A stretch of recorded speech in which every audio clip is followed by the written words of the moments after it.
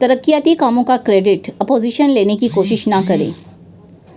साबिक house leader Paresh Thakur का opposition को मशवरा। पनवेल म्यूनसिपल कॉरपोरेशन की हुदूद में शहर की तरक्की के लिए रियासती हुकूमत से फ़ंड मुकामी मेंबर असेंबली जनाब प्रशांत ठाकुर ने मुहैया कराया। इसकी वजह से तरक्याती काम हुए, लेकिन अपोजिशन इसका क्रेडिट लेने की कोशिश कर रही है। ये बात साबिक हाउस लीडर परेश ठाकुर ने एक प्रेस कॉन्फ्रेंस में की। उन्होंने मज़ीद कहा कि प्रशांत ठाकुर ने इस सिलसिले में म्यूनसिपल कमिश्नर गणेश देशमुख से कई दफ़ा मुलाकात की। उन्होंने मज़ीद कहा कि सन 2016 में कायम हुई म्यूनसिपल कॉरपोरेशन ने कम मुद्दत में ही बेहिसाब तरक्याती काम की है और इसमें अहम role Prashant Thakur municipal commissioner और उनके साथियों को जाता है। हमने सेहत, तालीम, खेल इन उमूर पर तवज्जो दी। इसके अलावा लोगों की सेहत के लिए यूपीएचसी सेंटर अच्छे तरीके से काम कर रहा है और जल्द ही हम मोबाइल हॉस्पिटल भी शुरू करने वाले हैं। उन्होंने मज़ीद कहा कि किसी भी शहर की तरक्की के लिए टैक्स ज़रूरी है, लेकिन हमने रियासती हुकूमत से दरख्वास्त की है कि कोरोना की वजह से अभी तक लोगों की माली हालत अच्छी नहीं है, इसलिए इसमें छूट दी जाए। उन्होंने इल्ज़ाम लगाया कि पिछली हुकूमत ने म्यूनसिपल कॉरपोरेशन का 1650 करोड़ रुपये जीएसटी बकाया रखा था। हम इसके खिलाफ कोर्ट में गए हैं। कोर्ट का फ़ैसला हमारे हक़ में आया, जिसके बाद हमें जीएसटी मिलना शुरू हो गया है। जीएसटी हर साल 400 से 450 रुपये है। हमें मिलने वाली जीएसटी की रकम से शहर की तरक्की में मदद मिलेगी। शहरियों को तमाम तर सहूलियात देने के लिए हम अपने अहद के पाबंद हैं। इस मौके पर स्पेंडिंग कमेटी के साबिक चेयरमैन अमर पाटिल ने कहा कि रास्ते, ड्रेनेज, खेल के मैदान और ज़्यादा बनाने और पानी की नई टांकी बनाने हमारी तरजीहात में शामिल है। कलम्बोले की तरक्की के लिए 200 करोड़ रुपये का फ़ंड मंजूर हुआ है और इसमें रास्तों के लिए 100 करोड़ और पानी की टांकी और दीगर तरक्याती कामों के लिए 100 करोड़ रुपये खर्च किए जाएंगे। सर्वांना कळवू इच्छितो की कलंबोलीतील नागरिकांसाठी ज्या मूलभूत सुविधा ज्या पाहिजेत त्यासाठी आपण प्रथमतः रस्ते काँक्रिटीकरण करणे व ड्रेनेज लाईनची जी सर्वात मोठी समस्या होती कलंबोलीमध्ये त्या ड्रेनेज लाईन नव्याने टाकणे यासाठी आपण निधीची पहिला मागणी केली होती। ह्या मागणीला जोडून कलंबोली मधील जो होल्डिंग पॉइंट आहे त्याच्यामध्ये गेली कित्येक वर्षापासून जो गाळ साचलेला आहे तो गाळ काढण्यातच आलेला नाही। सिडको करून अनेक वेळा पाठपुरावा करून देखील सिडकोने त्याकडे दुर्लक्ष केलं। होल्डिंग पॉइंट मध्ये एसटीपी प्लांट आहेत, ते प्लांट जर कधी बंद झाले, लाईट नसेल किंवा जनरेटरचा डिझेल संपला तर ते प्लांट बंद पडले जातात। त्यावेळी बॅकफायर होऊन तो पाणी जो आहे पूर्ण जलवाहिन्यांमधून तो नागरिकांच्या वगैरे केलफायवर जे एरिया आहेत त्या नागरिकांच्या पूर्ण घरामध्ये तो सांडपाणी वर येत होता। या मागणीला अनुसरून आपण सातत्यानं बबलजी मुकादम असतील, प्रभाग 8 मध्ये त्यांच्या वार्डामध्ये हा जास्तीत जास्त त्रास नागरिकांना होत होता, त्यामुळे आपण ही मागणी केली होती। ह्या मागणीला अनुसरून आयुक्तांनी देखील सांगितलं की लवकरच आपली सिडको हस्तांतरण झाल्यानंतर ही कामं करू। सातत्यानं सन्माननीय सभागृह नेते दर महिन्याला असा कोणताही नेता नसेल की विरोधी पक्षाचा की त्यांनी कलंबोलीसाठी एवढे दौरे केले असतील। सकाळी 6:30-7 वाजता देखील त्यांनी कलंबोली शहरासाठी सातत्याने ते उठून प्रशासनाला सोबत घेऊन 7 वाजता देखील त्यांनी कलंबोली शहरासाठी गेले। 10 ते 15 वेळा व्हिजिट केले आहेत। स्वतः नाल्यांमध्ये उतरून त्यांनी पाहणी करून नागरिकांच्या समस्यासाठी त्यांनी सातत्याने प्रयत्न केले आहेत। तेव्हा कुठे आज हे फल हे नागरिकांच्या सर्वांच्या साथीनं आज हे फल आपल्याला कलंबोलीसाठी मिळत आहे। आज आपण बघितलं की 200 कोटी रुपयाचा निधी जो कलंबोलीसाठी सन्माननीय गणेशजी देशमुख साहेब यांनी जो केला त्याबद्दल देखील मी त्यांचं देखील मनापासून अभिनंदन करतो। आज आपण कलंबोलीमध्ये जो निधी आला, जे काही राजकीय पक्ष आहेत की त्यांना वाटतं की आयुक्तांनी लगेच एवढा निधी कसा काय मंजूर केला, त्याच्या मागे जे कारण आहे ते त्यांना अजूनपर्यंत काही माहितीच नाही का निधी एवढा कसा दिला लगेच। त्यासाठी सन्माननीय आमचे नगरसेवक जे आहेत अनिलजी भगत साहेब यांनी सातत्याने त्यासाठी पाठपुरावा केला। आज आपल्या पनवेल महानगरपालिका अस्तित्वात आल्यापासून पनवेल महानगरपालिकेला दर महिना 4 कोटी रुपये निधी हा फक्त जीएसटीच्या मार्फत दिला जायचा, फक्त 4 कोटी. त्यावेळी सरकार होतं आघाडी सरकार आणि पनवेल महानगरपालिका ही भारतीय जनता पार्टीची पनवेल महानगरपालिका होती.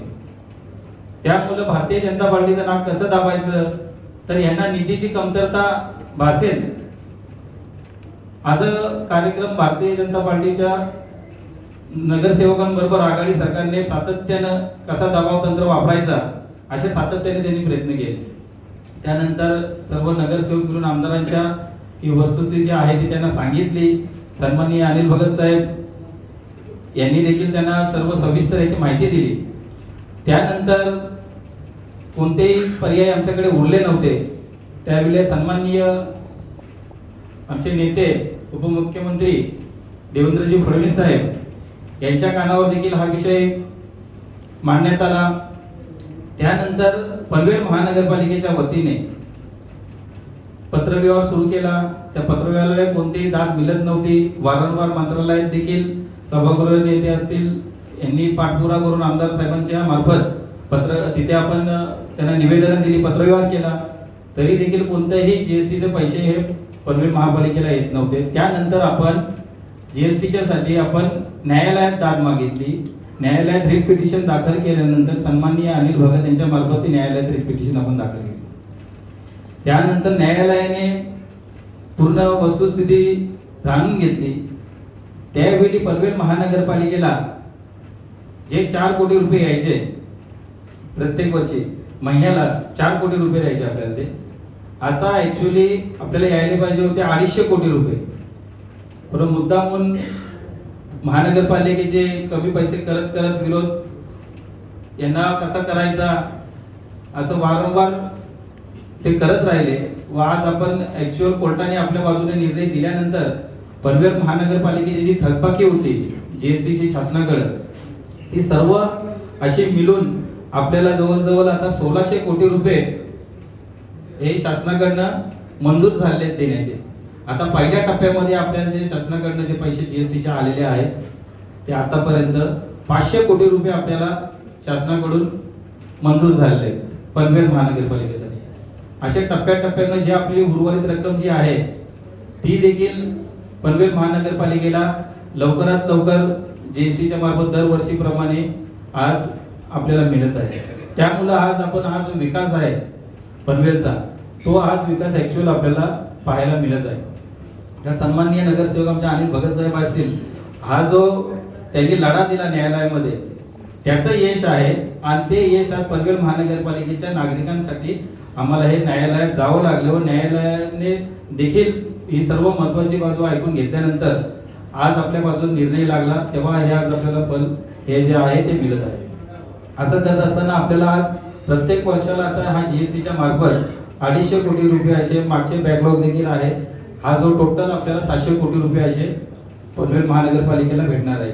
तर याचं पूर्ण श्रेय माननीय आमचे सर्वांचे आमचे नेते आमदार प्रशांतदादा ठाकूर साहेब यांना जातं. कारण की आज त्यांनी जर हा पाठपुरावा व त्यांनी जर ही तयारी दाखवली नसती, कारण की पनवेलच्या जनतेचा विकास करणं हे आमचे नेते यांचं जे विजन आहे सन्माननीय परेशदादा ठाकूर असतील व आमदार प्रशांतदादा ठाकूर ह्या नेत्यांव्यतिरिक्त मला आजपर्यंत इथे जेवढे पण विरोधी पक्ष जरी असला परंतु जो पनवेल महानगरपालिकेमध्ये जो एक विजन ठेवून जो नेता काम करतो असा नेता आज पनवेलमध्ये कुठेही उरलेला नाही.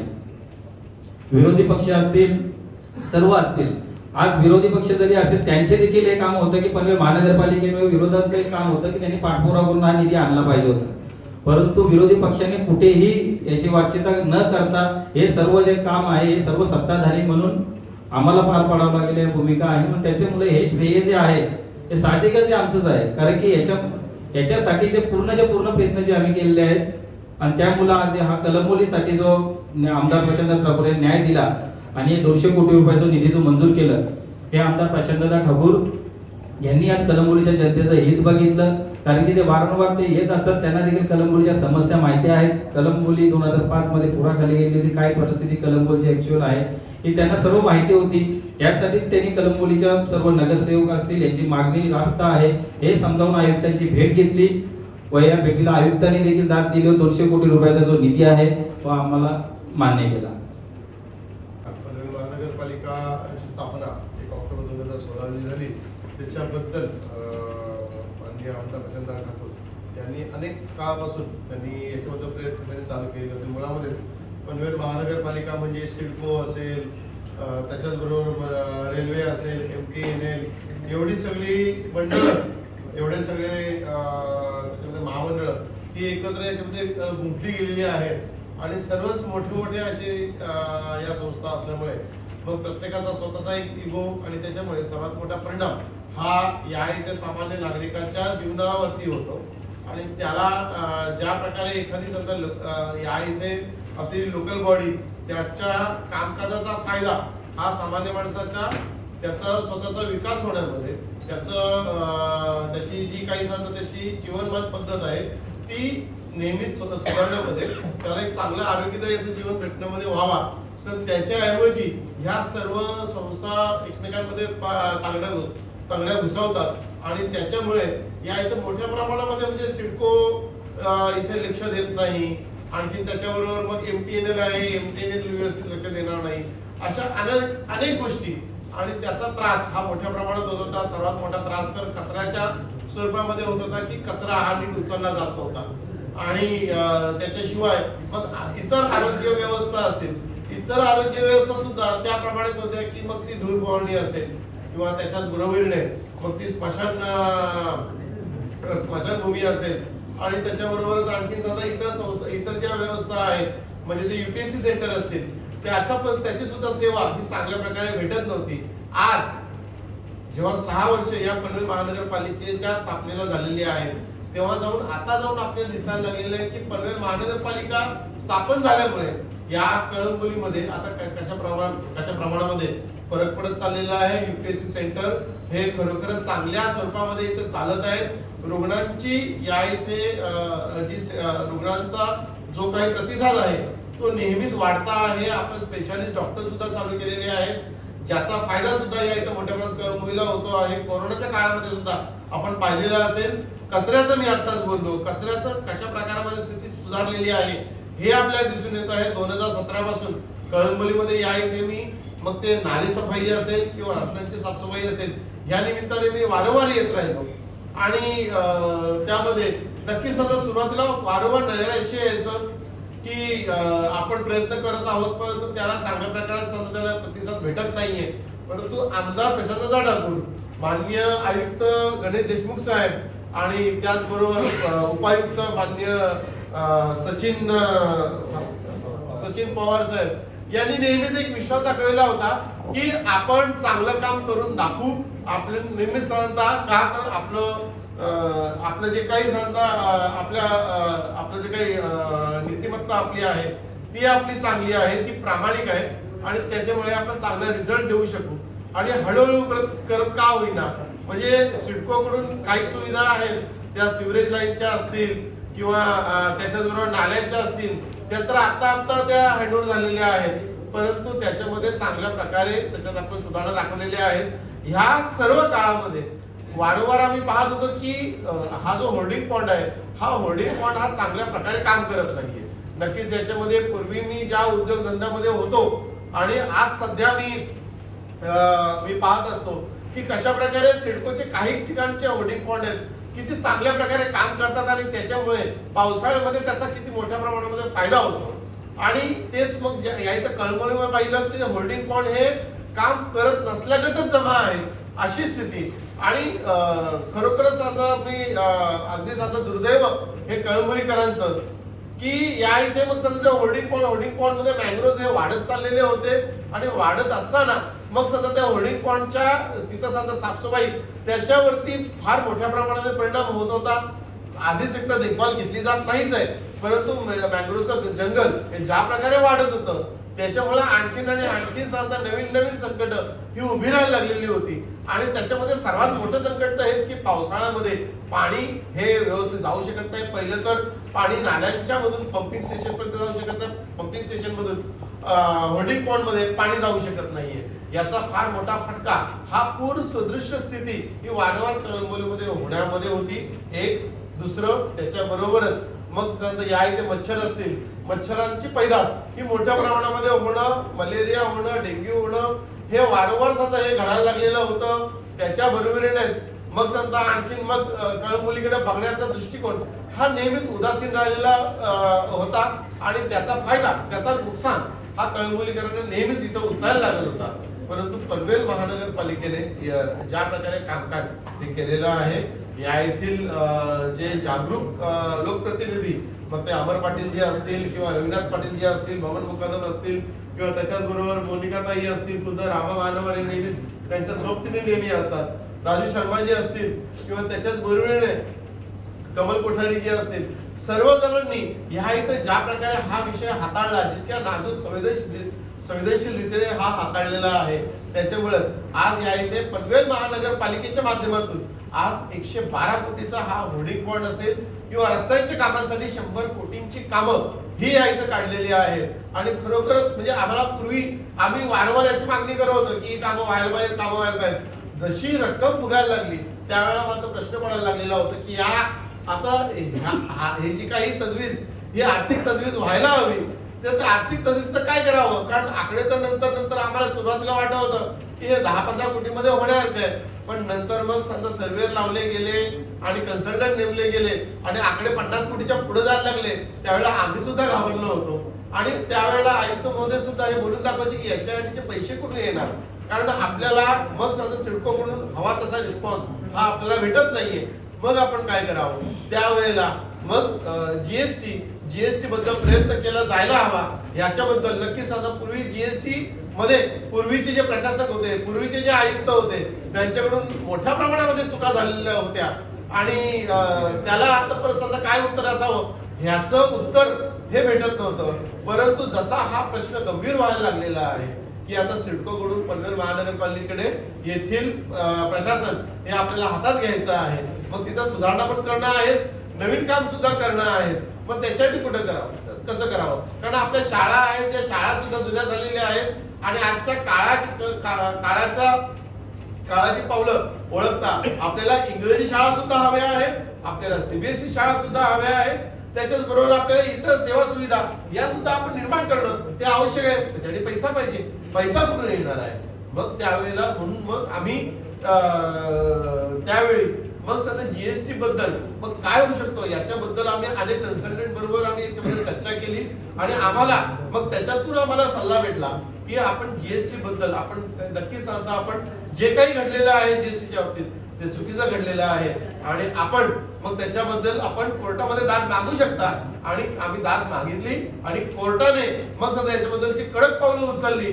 कडक पावलं उचलताना नक्कीच त्यावेळेचं जे सरकार होतं ते आघाडी सरकार मात्र बिलकुल संवेदनशील नव्हतं. कोणत्याही प्रकारे याच्याबद्दल कोणत्याही प्रकारे ते पावलं उचलता येत नव्हती. नंतर मात्र सरकार बदललं आणि माननीय एकनाथ शिंदे साहेब आणि देवेंद्र फडणवीस साहेब यांचं सरकार या इथं आल्यानंतर मात्र मग समजा त्यांनी ही जीएसटीची ही जी काही सांगता जबाबदारी आहे ती जबाबदारी मान्य केली आणि त्यामुळेच आधीची स्थिती आता तुम्हाला अमर पाटीलजींनी सांगितलेली आहे.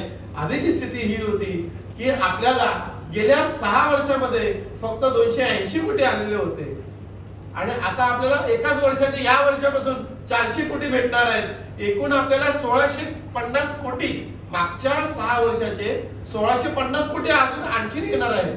जे आपल्या 280 कोटी आले 1650 कोटी आणखीन येणार आहेत आणि ह्या वर्षापासून प्रत्येक वर्षाला आपल्याला 400 ते 450 कोटी अधिक 10% प्रत्येक वर्षाला वाढ अशा प्रकारे आपल्याला जादाचे आपल्याला जीएसटी अनुदान आपल्याला भेटणार आहे. याच्यातूनच शहराचा विकास हा शक्य आहे. आज या इथे कोणीही किती बोलत असेल की मी सल्ला दिलेला होता, मी पत्र दिलेलं होतं, मी सांगितलेलं होतं. अहो मुळामध्ये भाग आहे की जर समजा एखादं घर चालवायचं असेल तर त्याच्यासाठी आर्थिक तजवीज करायला लागते. त्या वडिलांनी तिथं समजा सर्व काही कष्ट करायला लागतात. वडिलांनी त्या इथे सर्व तजवीज करावी आणि त्याच्यानंतर मग घराची दुरुस्ती करावी, घराचं काम करावं आणि त्याच्यातून मग घर मोठं करावं अशातली स्थिती आहे. हे महत्वाचं काम हे माननीय आमदार प्रशांतदादा ठाकूर यांच्या नेतृत्वाखाली माननीय नगरसेवक अनिल भगतजी यांनी केलं. एवढी सर्व धावपळ केली, एवढी सर्व तजवीज केली, कोर्टामध्ये केस लढवली, सरकारच्या विरोधामध्ये केस लढवली, त्यामुळे जिंकून आलो. आणि नुसतं एक जिंकवतो एक फक्त विषय होता का मित्रांनो मला सांगा. आज सध्या टॅक्सचं काय, प्रॉपर्टी टॅक्सचं काय, ह्या इथं विरोधी पक्षांनी किती चुकीच्या प्रकारे इथं वातावरण पेटवलेलं होतं. आम्ही याच्यामध्ये वारंवार बैठका घेतल्या, कागदावरती त्या बैठकांची नोंद आहे. वारंवार आम्ही बैठका घेतल्या, या सर्व समजा या एजन्सीच्या बरोबर आम्ही बैठका घेतल्या की कशा प्रकारे हा टॅक्स आहे, कशा प्रकारे तो मोजला जाणार आहे, याच्याबद्दल आम्ही वारंवार चर्चा करत होतो. मग समजा त्याच वेळेला जर आपण पनवेलमध्ये कामठाचा परिसर आहे आणि त्याच्याचबरोबर पनवेल सारखा परिसर आहे, कळंबोली सारखा परिसर आहे, मग इथं जर हा टॅक्स लागणार आहे तर त्याच वेळेला नवी मुंबईमध्ये समकक्ष असलेला परिसर तिथं काय टॅक्स लागत आहे, त्याच वेळेला कल्याण डोंबिवलीमध्ये असलेला परिसर तिथं काय टॅक्स लागत आहे, त्याच वेळेला मीरा भाईंदर मध्ये असलेला परिसर तिथं काय टॅक्स लागत आहे, ठाण्यातला परिसर तिथं काय टॅक्स लागत आहे. अशा प्रकारे पनवेल महानगरपालिकेचे उपायुक्त संजय शिंदे यांच्या सोबत आम्ही भरपूर समजा आम्ही 3 आणि 4 महिने आम्ही त्याच्याबद्दल अभ्यास केला आणि त्यानंतर मग समजा आपल्याला जो टॅक्स आहे तो योग्य टॅक्स आहे आणि म्हणूनच समजा आम्ही त्याच्याबद्दल आम्ही मग इथे सकारात्मक झालो. परंतु समाधान नव्हतं म्हणून त्यावेळेला आम्ही 30% टॅक्स मध्ये पहिले आम्ही सवलत मागितली. 30% सवलत घेतल्यानंतर मग पूर्ण MMR झोन मधले सर्व 8 महानगरपालिकांमधली उल्हासनगरच्या नंतरची सर्वाधिक कमी टॅक्स असलेली महानगरपालिका, अशा प्रकारचे दर हे आपले इथं तयार झाल्यानंतरच मग हा टॅक्स आपण लावला. याच्याबद्दल विरोधी पक्षाने अतिशय सांगता इथे चुकीच्या शब्दांमध्ये त्यांनी मग सांगता इथे टीका करायला सुरुवात केलेली होती. परंतु टॅक्सला पर्याय नाही हे नेहमीच सदैव दिसून आलेलं आहे. महाराष्ट्रातला असं कोणतंही शहर किंवा कोणतंही गाव असं नाहीये जिथं टॅक्स लागत नाही. टॅक्स सगळीकडे लागतो. मग समजा अशा प्रकारे काय करता, जे आहे तुम्ही कागदावरती बोला ना, कागदावरती तुम्ही आम्हाला चॅलेंज करा, कागदावरती आम्ही उत्तर देऊ. परंतु विरोधी पक्ष हा त्यांच्या त्यांची समजा काम करण्याची पद्धत आहे त्या प्रकारे काम करत होता. परंतु या इथे एक जबाबदार पक्ष भारतीय जनता पार्टी हा एक जबाबदार पक्ष आहे. आम्ही जबाबदारी आमची ओळखून त्यानुसार सांगता या जबाबदारीला आम्ही सामोरं गेलो. पनवेल महानगरपालिकेचा विकास करायचा असेल तर या इथं विकास कामांची आवश्यकता आहे. येथे चांगल्या आरोग्य सेवा, या इथं चांगल्या शैक्षणिक सुविधा, इथं चांगल्या प्रकारच्या पायाभूत सुविधा आणि त्याच्याच बरोबरीने इथं सर्व सुविधा या जनतेला भेटायच्या असतील तर मग आपल्याला पैशाला पर्याय नाही. पैसा हा उभा केला गेला पाहिजे. परंतु हे सर्व दर हे वाजवी असावेत, ते जास्त पण नसावेत पण ते उगाचच्या उगाच पण कमी नसावेत. अशा प्रकारची काळजी ही माननीय आमदार प्रशांत ठाकूर यांच्या नेतृत्वाखाली या इथं सर्व नगरसेवकांनी घेतली. महानगरपालिकेकडून त्या प्रकारे मग सध्या इथं काम करून घेतलं जात आहे आणि खरोखरच आपल्याला भेटलेले आयुक्त माननीय गणेश देशमुख साहेब हे एक विजनरी असं हे नेतृत्व आहे आणि त्यांनी नेहमीच या पनवेलचा सुद्धा चांगल्या साधा अतिशय चांगल्या प्रकारे त्यांनी विचार केलेला आहे. त्याचाच हा फायदा आहे की पनवेल हा एक चांगल्या दिशेने हा पुढे चाललेला आहे.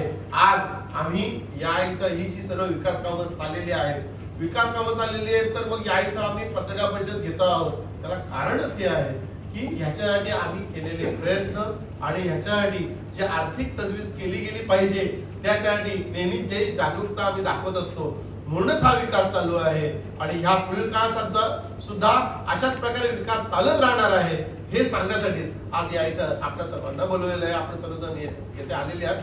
आपले मी या इथे स्वागत करतो. धन्यवाद. उपलब्ध करून देता येणार आहे, त्याचा विकास करता येणार आहे.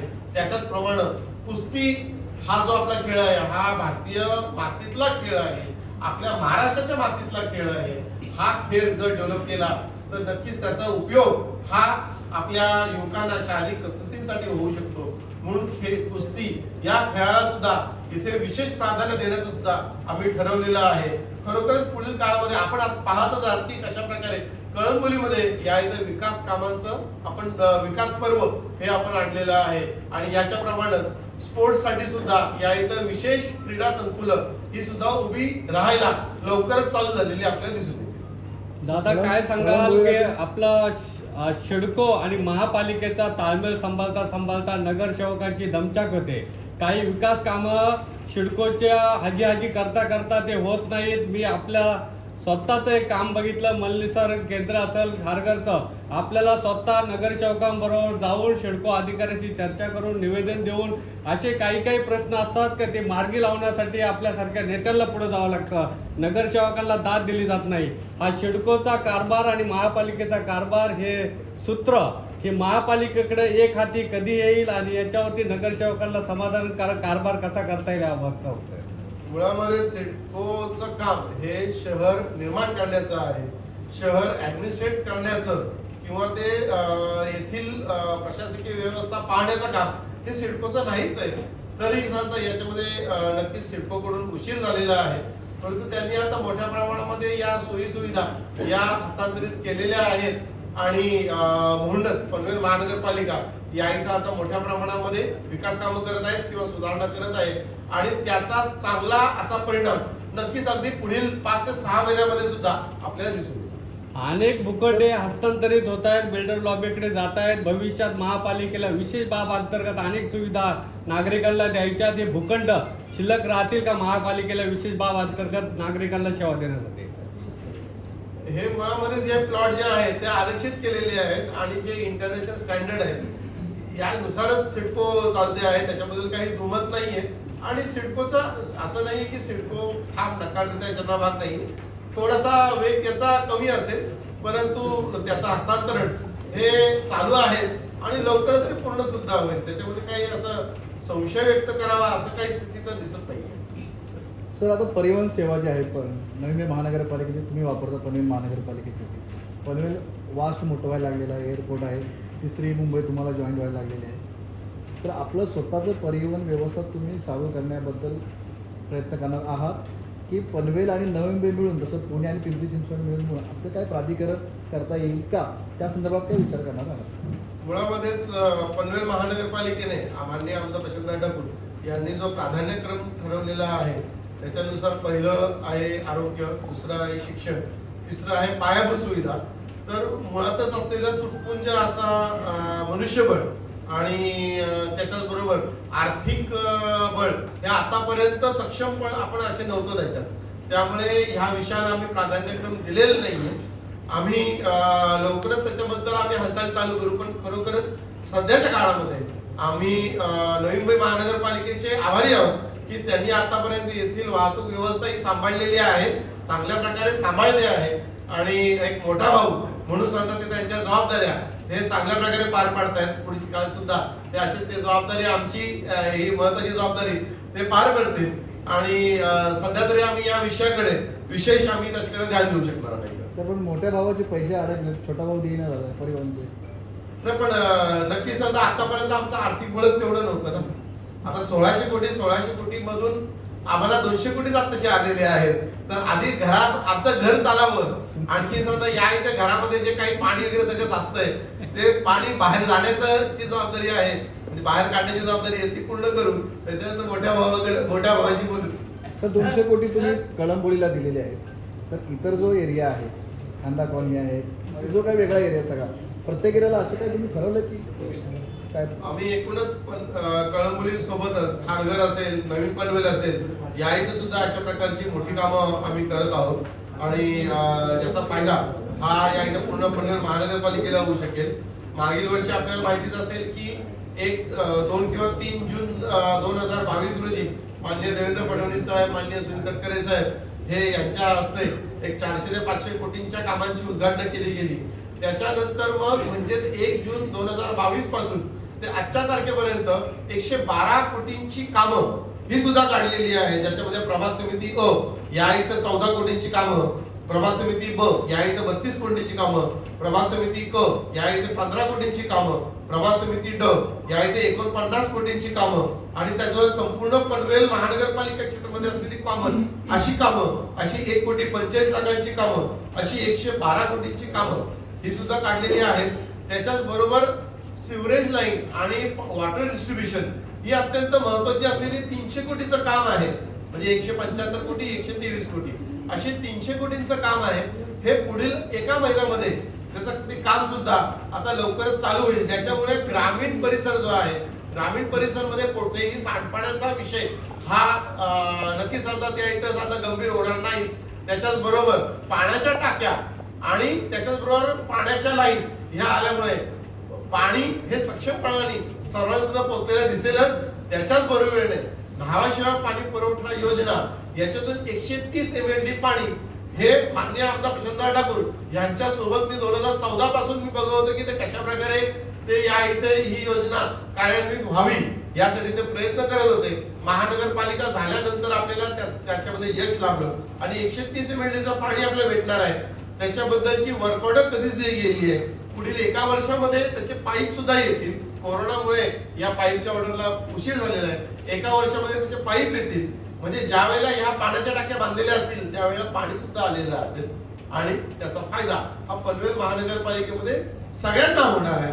म्हणजे आता हे आपण पूर्ण पनवेल महानगरपालिकेमध्ये प्रत्येक गावापर्यंत, प्रत्येक कॉलनीपर्यंत, प्रत्येक सेक्टर पर्यंत प्रभावीपणे पोहोचून सर्व नागरिकांना चांगल्या प्रकारच्या सेवा भेटाव्यात जेणेकरून त्यांना विकासाच्या त्यांना समान संधी भेटाव्यात ह्या दृष्टीने इथं सर्वजण सज्ज आहोत. सर, पनवेल महानगरपालिका एरिया सोडला तर आपला ग्रामीण भाग आहे, जसं सुकापूर सोडल्यानंतर आकुर्डी वगैरे तिथे पाण्याचा प्रश्न नाहीये. मी आमदार साहेबांना पण मी प्रश्न विचारला होता. साहेबांनी मला सांगितलं की सिडकोचा प्रॉब्लेम आहे, महिन्याचा प्रॉब्लेम मध्येच एक नियमच हा आहे की अस्फाल्टिंगची कामं, डांबरीकरणाची कामं ही 16 मे ते 15 ऑक्टोबर पर्यंत करू शकत नाही. 15 ऑक्टोबरच्या नंतर दुरुस्तीची कामं चालू झाली दिसतील आणि ही जी काही कामं आता 300 ते 350 कोटीची कामं ही जी काही येत आहेत किंवा आता समजा आपण ह्या कामाबद्दल बोलतो होर्डिंग पॉट आणि कळंबोलीमधील समजा रस्त्यांची कामं आपण बोलत आहोत. नक्कीच जानेवारी महिन्यापर्यंत ही कामं चालू होऊ शकतील. नागरिकांचा सर्वात मूलभूत प्रश्न म्हणजे आरोग्याचा प्रश्न. याबद्दल महानगरपालिकेचा खूप विशाळ कारभार आहे. 1000पेक्षा जास्त रुग्णांनी या इथे भेट दिलेली आहे आणि भारतीय जनता पार्टी ही त्यांच्या नगरसेवक म्हणजे लोकप्रतिनिधींच्या माध्यमातून ह्या येथील सेवा सुविधा ज्या आहेत त्या चांगल्या प्रकारच्या आहेत की नाही याच्यावरती नेहमीच लक्ष ठेवते. नुकताच आमदार प्रशांतदादा ठाकूर यांच्या वाढदिवसाच्या दिवशी येथे स्पेशालिस्ट जे आहेत, स्किन केअर स्पेशालिस्ट असतील किंवा गायनॉलॉजिस्ट असतील, जे स्पेशालिस्ट आहेत त्यांच्या सेवा सुद्धा चालू केलेल्या आहेत. तर अशा प्रकारे या सेवा चालू केलेल्या आहेत. हॉस्पिटल बांधायचं जो प्रोजेक्ट होता माता बाल संगोपन केंद्र 300 बेडचं ते चालू करायचं होतं तर ते थोडा त्याच्यामध्ये नक्कीच आता रुकावट आलेली आहे. कारण कळंबोली या इथे आपण पाहता की कळंबोली सर्कलला मोठ्या प्रमाणात ट्रॅफिक होते. तर माननीय नितीन गडकरी साहेबांनी त्या इथं 500 ते 700 कोटीचा असा मोठा पूल ते बांधत आहेत आणि त्याच्यासाठी जे अप्रोच रोड ग्रेड सेपरेटर असतील तर त्याच्यामध्ये हा प्लॉट येत असल्यामुळे थोडंफार आपल्याला कॉम्प्रोमाइज करायला लागणार आहे. परंतु त्या अलाइनमेंट पूर्णपणे 100% फिक्स न झाल्यामुळे, फायनल न झाल्यामुळे त्या इथे आतापर्यंत आपल्याला किती प्लॉट आपल्याकडे बाकी राहतो आणि आपण कशा प्रकारे मग आपण बांधकाम करू शकणार आहोत हे काम आहे हे थांबलेलं आहे. परंतु मी आपल्याला सांगेन की माननीय माजी आरोग्य सभापती श्री डॉक्टर अरुण भगत यांच्या मागणीनुसार आपण मोबाईल हॉस्पिटल सुद्धा आपण चालू करत आहोत की असे अनेक केंद्र आहेत, असे अनेक जागा आहेत ज्या येथील लोक हे आरोग्य सेवा प्राप्त करून घेण्यासाठी म्हणून ते हॉस्पिटलपर्यंत येऊ शकत नाही. कारण त्यांचा रात्री घरी येण्याचाच वेळ असतो 7 आणि 7:30चा आणि सकाळी ते निघून जाणार. तर मग त्यांना कसं काय लाभ भेटणार म्हणून आपण मोबाईल हॉस्पिटल आपण चालू करत आहोत. या मोबाईल हॉस्पिटलच्या माध्यमातून आपण प्रभावीपणे काम करू शकू असा मला इथे विश्वास वाटतो. कळंबोलीमध्ये वाहतुकीचा खूप बोजवारा उडतो आणि वाहन जर एखादं महापालिका उभारणार आहे खास कळंबोलीसाठी, कळंबोलीमध्ये दुतर्फा वाहन उभी केल्यानंतर जो बोजवारा 5 नंतर संध्याकाळी उडतो फार रात्रपर्यंत. कळंबोलीमध्ये कुठेही वाहनतळ नाहीये, एवढं मोठं नागरीकरण झालंय आणि प्रचंड लोकांना त्याला त्रास द्यावा लागतो, म्हणजे त्रास सहन करावा लागतो. तर महापालिका असं एखादं पे अँड पार्क मध्ये का होईना लोक पैसे द्यायला तयार होतील, एखादं वाहनतळ आपण कुठे उभारणार का, एवढा मोठा निधी येणार. महानगरपालिकेकडे स्वतःचा असं भूखंड कोणत्याही सुविधा देण्यासाठी नाहीये. आपण सिडकोकडनं ज्या ज्या आपल्याला सेवा हस्तांतर करून घ्यायचे असतात त्यावेळेला आपण सिडकोकडे एखादी मागणी करतो भूखंड मिळण्यासाठी. कोणी किती सर्वसामान्य माणूस तो असावा त्याला हे भोगायला लागलेलं आहे.